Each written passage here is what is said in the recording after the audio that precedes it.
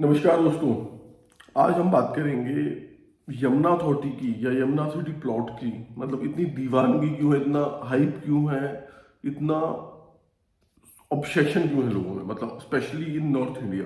मतलब ऐसा Yamuna authority plots या यमुना अथॉरिटी पर से ऐसा क्या ऑफर कर रही है इन्वेस्टर्स को, लोगों को, कि मतलब इतना ज़्यादा उसका हाइप क्रिएट किया हुआ है कि 350 प्लॉट थे और 2 लाख से ऊपर, 2 लाख से ऊपर उसके आगे एप्लीकेशन आ गई।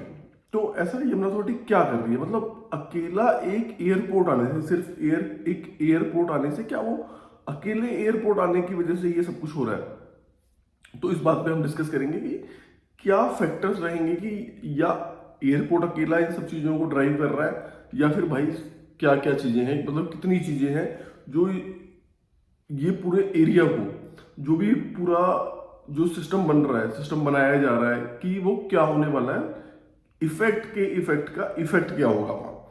ठीक है, एक बार हम एयरपोर्ट को साइड पे भी रख लेते हैं। तो सबसे पहले हम बात करते हैं वहाँ जो की चीज़ें ऑपरेशनल है। वहाँ पे काफ़ी सारी जो बड़ी यूनिवर्सिटी हैं, मैं कुछ नाम लूँगा, गलगोटिया के, गौतम बुद्ध के और नोएडा इंटरनेशनल, 4-5 यूनिवर्सिटी हैं जो बहुत मतलब बड़े बड़े एकड़ों में फैली हुई हैं और बहुत ज़्यादा फुल्ली ऑपरेशनल है।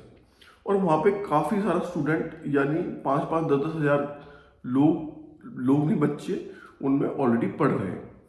तो ये अभी उनकी फुल कैपेसिटी नहीं है, अभी बिल्डिंग का वहाँ पे कंस्ट्रक्शन का काम चल रहा है हर यूनिवर्सिटी में। मैंने ये जो आपको 3 नाम लिए, तो सब में कंस्ट्रक्शन का काम चल रहा है। जब वहाँ पे फुल कैपेसिटी में बच्चे आके पढ़ेंगे, तो बच्चों के लिए जैसे कोटा एक जगह हो गई, या फिर दिल्ली में मुखर्जी नगर हो गई, तो ऐसी जो जगहें हैं, तो ये भी थोड़े दिन बाद जब वो इतने सारे बच्चे आ जाएंगे और इतने सारा, इसको एक नॉलेज हब बनाया जा रहा है। ग्रेटर नोएडा में तो है एक नॉलेज हब, इसको भी एक नॉलेज हब बनाया जा रहा है। नॉलेज पार्क ग्रेटर नोएडा में आपने सुना होगा कितने सारे 4-5 नॉलेज पार्क हैं। तो उनसे बड़े नॉलेज पार्क वहाँ पे क्रिएट होने वाले हैं।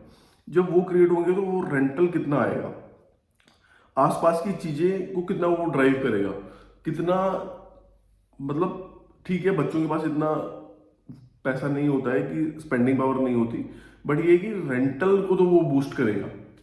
ठीक है, चलो एक फैक्टर ये हो गया। दूसरा फैक्टर जब हम बात कर लेते हैं कि जो जैसे ही एयरपोर्ट, मैं कह रहा हूँ, रनिंग में आ जाएगा और बाकी जो इंडस्ट्री है जब वो पिकअप करेगी, जब इंडस्ट्री पिकअप करेगी, वहां पे इंप्लॉयमेंट कितना जनरेट होने वाला है। इंप्लॉयमेंट इतना ज़्यादा जनरेट होने वाला है, जब वहां पे इंप्लॉयमेंट जब जनरेट हो जाएगा, लोगों के पास स्पेंडिंग पावर बढ़ जाएगी, लोग वहां से पैसा कमाएंगे, तो उस पैसे को भी तो स्पेंड किया जाएगा, तो वो भी तो इकोनॉमिक एक्टिविटी को लाएगा। तो वहां पे इकोनॉमिक एक्टिविटी कितनी होने वाली है, तो इकोनॉमिक एक्टिविटी बढ़ कितने वाली है, तो ये दूसरा फैक्टर है। जब इकोनॉमिक एक्टिविटी में इतना ज्यादा, मतलब वो भी पैसे कमा रहे हैं, वो भी पैसे कमा रहे हैं, तो पैसे को कहीं ना कहीं डाला तो जाएगा ना।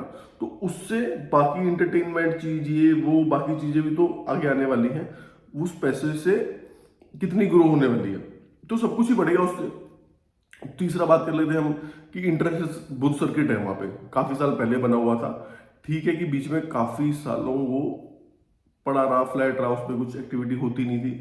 पर अब कोशिश कर रही है, अथॉरिटी भी कोशिश कर रही है कि मतलब वहां पे एक ईयरली एक अच्छा इवेंट हो, एक इंटरनेशनल इवेंट हो।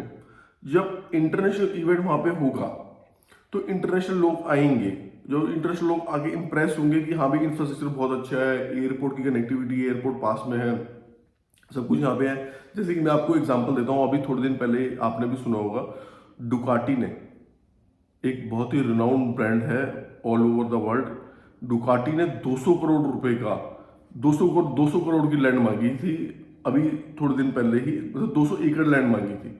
तो अगर जब वो लोग आके यहाँ पे इन्वेस्ट करेंगे, इतना जब पैसा आके घूमेगा, तो यू कैन इमेजिन कि वो किस लेवल का एम्प्लॉयमेंट जनरेट करेगा। और ये वन ऑफ द, मैं आपको एग्जांपल बता रहा हूँ, और ऐसे मैनी एग्जांपल्स हैं। और आगे हम बात कर लेते हैं, जैसे कनेक्टिविटी की हम बात कर लेते हैं। जो एयरपोर्ट है या फिर जो बाकी चीजें हैं, वो कितनी ज्यादा वेल कनेक्टेड हैं।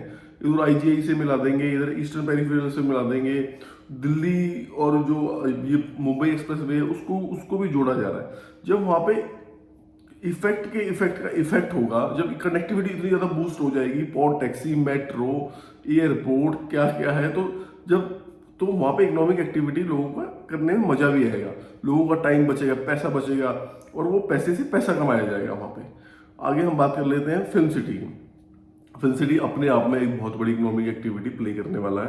अपने आप में 1,000 एकड़ का उन्होंने लैंड पार्सल फिल्म सिटी को दिया गया है। अब उस 1,000 करोड़ रुपए के 1,000 एकड़ के लैंड पार्सल में जो एक्टिविटी होने वाली है और जो लोग हो, जिस टाइप के वहां पे लोग आने वाले हैं, तो ये भी मतलब ये भी एक बूस्ट कर देगा चीज़ों को। और मेडिकल डिवाइस पार्क आने वाला है, तो ये सारी चीज़ें मैं अकेला एक ये एयरपोर्ट पर से कि ठीक है अकेला एयरपोर्ट है उसकी वजह से ये सब हो रहा है, वो हो रहा है, ये हो रहा है, अकेला एयरपोर्ट ही सब कुछ कर जाएगा भाई। जो ये सब चीज़ें मैं आपको प्ले में आएंगी जब, और कम्युलेटिव एक साथ जब सब चीज़ें प्ले में आएंगी और एक जब वो 11 हो जाएगा तो चीज़ें कितनी ऊपर चली जाएंगी। आज तक वहाँ पे मैं आपको बात बताता हूँ, आज तक मैंने कभी ये नहीं सुना है कि हमने इतनी सारी डील करी है कि बेचने वाला कभी घाटे में रहा हो, खरीदने वाला घाटे में रहा हो। तो जो एग्जीक्यूशन रिस्क था, ठीक है ना भाई, बेचने वाले ने एग्जीक्यूशन रिस्क लिया जब उसने लैंड खरीदी, भाई किसी भी रेट पे खरीदी, इंडस्ट्री की मान लेते हैं भाई 7,000 रुपए की उसको अलॉट हुई, उसने 5,000 रुपए में बेची तो उसका तब भी फायदा हुआ। तो जो एग्जीक्यूशन रिस्क था वो यहीं तक था। आगे का जो रास्ता है इन माई ओपिनियन वो काफी ज्यादा आसान रहने वाला है। हाँ, गवर्नमेंट का देखो पॉलिटिकली फर्क पड़ता है, पर गवर्नमेंट के पास जो रनिंग गवर्नमेंट है इसके पास भी अभी यहाँ से भी 3 साल है, और एयरपोर्ट को डेवलप होने में एंड फुली ऑपरेशन होने में अभी हम सितंबर में बैठे हैं, तो इन माय ओपिनियन 6 महीने से ज़्यादा का टाइम नहीं लगना चाहिए। 6 महीने के अंदर अंदर एयरपोर्ट काफ़ी हद तक मतलब काफ़ी चांसेस हैं, काफ़ी बड़े चांसेस हैं कि अगले 6 महीने में अगले मार्च 25 तक हो सकता है कि ऑपरेशनल हो जाए, या फिर हो सकता है कि ऑपरेशनल मतलब उसमें काम काफ़ी फुल स्विंग पे चल रहा है, कुछ ऐसा नहीं है कि काम का कुछ इशू है, और काफ़ी काम अच्छा चल रहा है। और जो 2041 का प्लान है यमुना अथॉरिटी का, तो अगर वो प्लान एग्जीक्यूट होता है, गवर्नमेंट स्टेबल रहती है, गवर्नमेंट सब कुछ आगे जाता है, तो ये उभरता हुआ मतलब एक इंटरनेशनल बिजनेस हब इसको बनाने की कोशिश की जा रही है।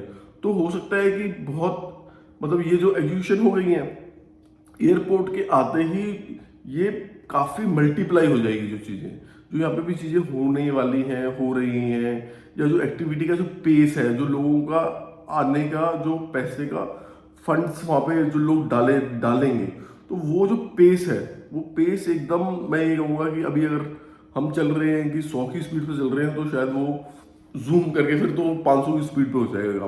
वहाँ पे क्या है ना, लोग फिर पैसा डालेंगे। अभी तक तो क्या है ना, लोग देख रहे हैं, अभी तो एग्जीक्यूशन रिस्क चल रहा है लोगों का, सबका कि रिस्क है।